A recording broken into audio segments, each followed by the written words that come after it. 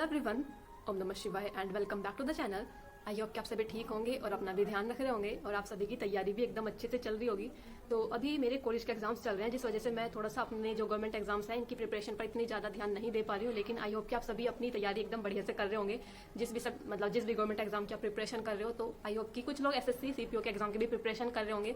तो SSC CPO की अगर आप लोग तैयारी कर रहे हो और आपको हैंड रिटन नोट्स चाहिए बहुत ही ईजी और एकदम आसान भाषा में इस तरह की लैंग्वेज में लिखे हुए कि आपको देखते ही ऐसा लगे कि शायद आपने खुद से ही ये नोट्स बनाए हैं। इस तरह की ईजी लैंग्वेज में लिखे हुए हैं जो कि प्रीवियस ईयर्स के टॉपर्स की हेल्प से ही बनाए जाते हैं। यानी कि जो एसएससी सीपीओ के एग्जाम में जो पहले जो टॉपर्स रहे हैं, जो बच्चे जिन्होंने पहले टाइम पर टॉप किया उस एग्जाम्स के अंदर, उन्हीं की देखरेख में या उन्हीं की हेल्प लेकर इस तरह के नोट्स बनाए गए हैं जो कि बहुत ही आसान भाषा में आप सभी के लिए बनाए गए हैं। सबसे बेस्ट पार्ट मुझे लगता है कि इस बुक्स के अंदर ना आप सभी को क्यूआर फैसिलिटीज दी जाती है। जैसे कि कोई आप मैथ का क्वेश्चन सोल्व कर रहे हो या फिर कोई रीजनिंग का क्वेश्चन आप सोल्व कर रहे हो, वहां पर करते करते आप उस क्वेश्चन को करते हुए थोड़ा सा अटक गए हो, तो उस क्वेश्चन को ना आप वहीं पर स्कैन करके उसका जो क्वेश्चन का सोल्यूशन है एकदम डिटेल में सोल्यूशन आपको मिल जाता है। साथ ही साथ इन जितनी भी जो बुक्स हैं, टॉपर्स नोट की जो बुक्स हैं या एसएससी सीपीओ एग्जाम की जो इनकी बुक्स हैं, इन बुक्स के पीछे ना सबसे लास्ट वाले पेज पर एक क्यूआर कोड दिया होता है। उस क्यूआर कोड को स्कैन करके आप टॉपर नोट की वेबसाइट का, मतलब टॉपर नोट की इन टेस्ट सीरीज का भी एक्सेस मिल जाता है आप सभी को।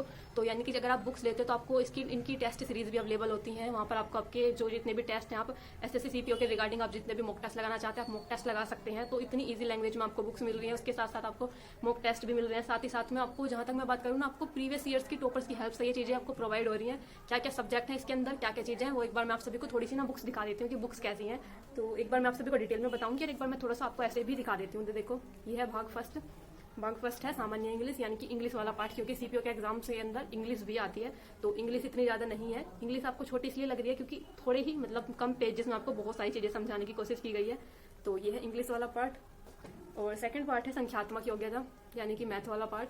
मैथ्स थोड़ा सा ही है, छोटा सा है, लेकिन इसके अंदर सभी चीज़ें जिस तरह से मैंने आपको बताया ना, अगर आपका कम टाइम भी है ना, ज़्यादा टाइम नहीं आपके एग्जाम में, तो भी आपकी तैयारी अच्छी खासी हो जाती है इन बुक्स के थ्रू, क्योंकि कम चीज़ों के अंदर, मतलब कम टाइम के अंदर आपको अच्छा कंटेंट प्रोवाइड होता है जिसको आप पढ़ सकते हो। तो ये है मैथ वाला पार्ट। और ये है भाग 3 यानी कि तार्किक योग्यता। ये है भाग 3 तार्किक योग्यता, यानी कि रीजनिंग की बुक है ये आप सभी को। आई होप कि आपको क्लियर दिख रही होगी। और ये है भाग 4 सामान्य विज्ञान।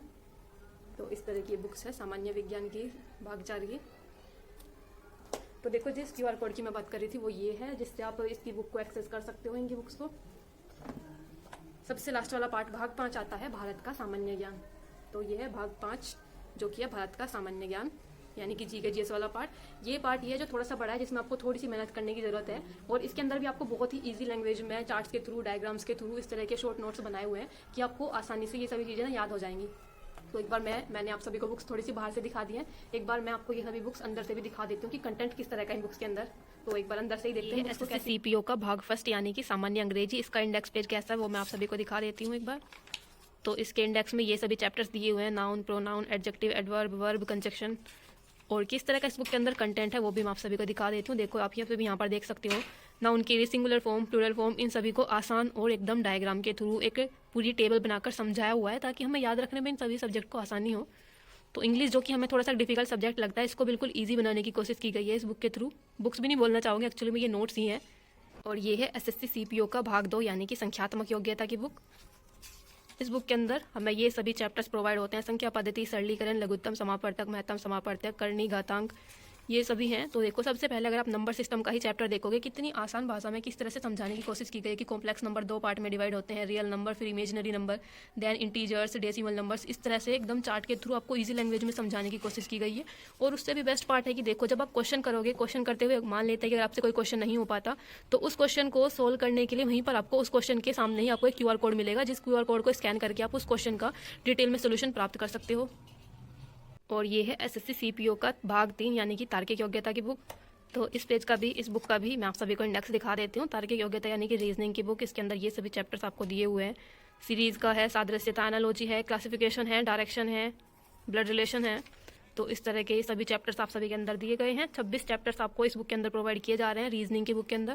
पहला चैप्टर है इंग्लिश अल्फाबेट टेस्ट का। देखो यहाँ पर किस तरह से इसको इजी लैंग्वेज में समझाने की कोशिश की गई है। जितने भी जो हमारे लेटर्स होते हैं बाएं से दाएं, किस तरह से इनकी नंबरिंग होती है, उसके बाद उनका प्रथम वर्धांश में किस तरह से चेंज होते हैं, यानी कि एम तक, एम के बाद जो बाकी जो लेटर्स बचते हैं वो किस तरह से चेंज होते हैं, इनके विपरीत अक्षर क्या होते हैं, कि ए के विपरीत जेड होता है, बी के विपरीत वाई होता है। इनको याद करने के लिए इनका क्रम भी दिखाया हुआ है कि अगर आप इसका जो बैकवर्ड जो रैंकिंग होती है, जो फॉरवर्ड रैंकिंग होती है, दोनों को ऐड करके 27 आता है। सभी को इजी लैंग्वेज में समझाने की कोशिश की गई है नोट्स के थ्रू। और ये है एसएससी सीपीओ का भाग 4 यानी कि सामान्य विज्ञान के नोट्स। तो इसके अंदर कितने चैप्टर्स दे रखे हैं वो मैं एक बार आप सभी को दिखा देती हूँ। इसके अंदर फिजिक्स के इसके अंदर 13 चैप्टर्स हैं, और उसके बाद केमिस्ट्री के इसके अंदर 7 चैप्टर्स हैं, और इसके बाद बायोलॉजी के इसके अंदर 16 चैप्टर्स दिए हुए हैं। तो इस तरह से इसके अंदर सभी चैप्टर्स दिए गए हैं। और अगर मैं बात करूँ कि कंटेंट कैसा है, तो देखो भाई, आप सभी खुद ही देख सकते हो कि किस तरह से हर एक चीज़ को डायग्राम के थ्रू या बिल्कुल ही आसान भाषा में समझाने की कोशिश की गई है, क्योंकि मैंने भी ये बुक्स पढ़ी हैं।